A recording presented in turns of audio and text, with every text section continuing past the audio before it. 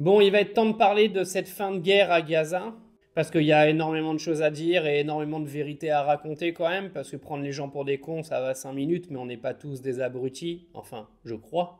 Donc Israël a accepté le plan de cessez-le-feu et le plan de libération des otages, et le cessez-le-feu est donc maintenant rentré en vigueur. Israël commence donc à retirer ses forces de certaines zones de Gaza. Alors au niveau des otages, tous les otages israéliens vont être relâchés dans les 72 heures, suivant bien sûr le retrait des troupes israéliennes des zones les plus importantes à Gaza aujourd'hui. Et donc en échange, Israël, écoutez bien, relâchera 250 prisonniers condamnés à perpétuité, sûrement des gens qui ont lancé des cailloux sur un membre de l'armée terroriste de Tsahal, et 1700 Palestiniens détenus après le 7 octobre, dont des femmes et des enfants, donc ce ne sont pas des détenus, ce sont des otages, arrêtons de mentir aux gens. Si les gens qui sont détenus aujourd'hui par le Hamas sont des otages, les femmes et les enfants qui sont détenus aujourd'hui par Israël sont également des otages. Ce ne sont pas des détenus, d'accord? Ce ne sont pas des prisonniers, ce sont des otages. Alors au niveau des forces de stabilisation, une force multinationale appelée International Stabilization Force ou ISF sera déployée pour surveiller la sécurité, aider au désarmement, entraîner une police palestinienne et garantir le retrait progressivement israélien.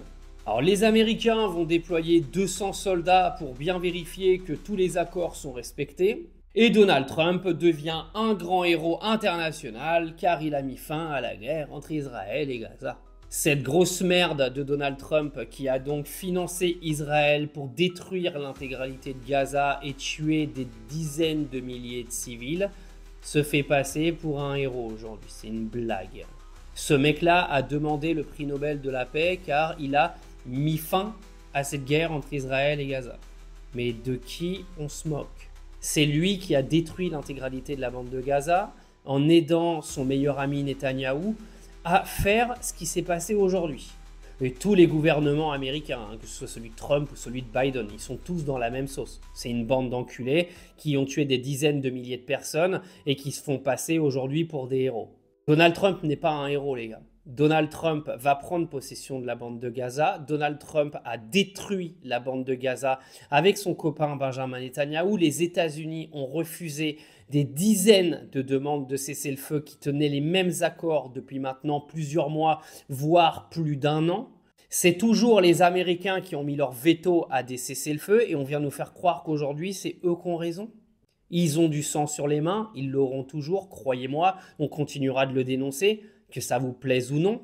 Et Donald Trump sera jamais un héros. Donald Trump n'est qu'une merde d'extrême droite qui a participé à tout ce qu'a fait Benjamin Netanyahou, sa merde assistante. Et les gars, on n'est pas teubés, on n'est pas bêtes en fait.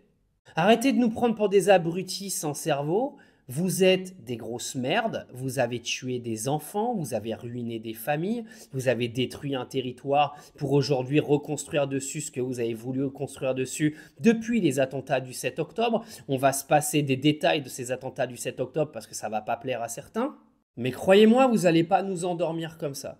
Et je suis désolé Donald, ton prix Nobel, tu te l'es pris dans ton gros fion de gros pervers ce matin.